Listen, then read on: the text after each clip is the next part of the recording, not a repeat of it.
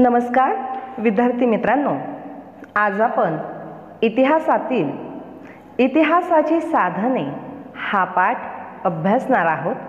तत्पूर्वी इतिहास म्हणजे काय हे आपण समजावून घेऊयात। इति अधिक ह अधिक आस म्हणजेच इतिहास।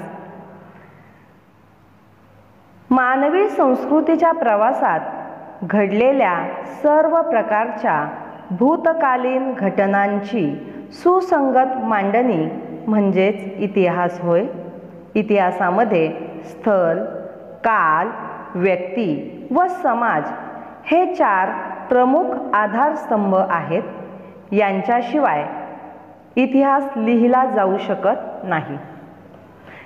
आपल्या पूर्वजांनी वापरलेल्या अनेक वस्तू आजही अस्तित्वात आहेत। त्यांनी कोरून ठेवलेले विविध लेख आपल्याला सापडले आहेत। या साधनांच्या मदतीने आपल्याला इतिहास कळू शकतो। याशिवाय त्या काळातील विविध चालीरीती, परंपरा, लोककला व लोकसाहित्य, ऐतिहासिक कागदपत्रे यांच्या आधारे आपल्याला इतिहास कळतो। थोडक्यात ज्यांच्या आधारे किंवा ज्या साधनांच्या आधारे आपणास इतिहास कळतो त्या सर्वांना इतिहासाची साधने असे म्हणतात। इतिहासाची साधने यांचे प्रमुख 3 प्रकार आहेत। 1 भौतिक साधने, 2 लिखित साधने आणि 3 मौखिक साधने।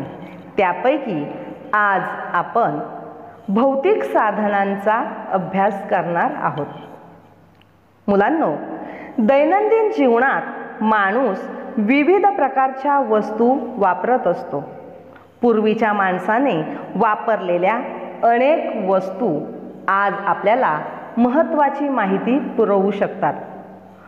पुरातन वस्तूंमधील खापराच्या तुकड्यांचे आकार, त्यांचे रंग, त्यांची नक्षी यावरून ती भांडी कोणत्या काळातील असावीत याचा अंदाज आपणास बांधता येतो। तसेच त्या काळातील विविध दागदागिने आणि इतर वस्तूंवरून मानवी समाजाच्या परस्पर संबंधांची माहिती आपणास मिळते। तसेच धान्य, फळांच्या बिया आणि प्राण्यांची हाडे यांवरून त्या काळातील आहारांची माहिती आपणास मिळते। वेगवेगळ्या काळात माणसाने बांधलेल्या घरांचे आणि इमारतींचे अवशेष सापडतात। शिवाय त्या काळातील नाणी, मुद्राही सापडतात। या सर्वांच्या सहाय्याने मानवी व्यवहारांची माहिती आपणास होते।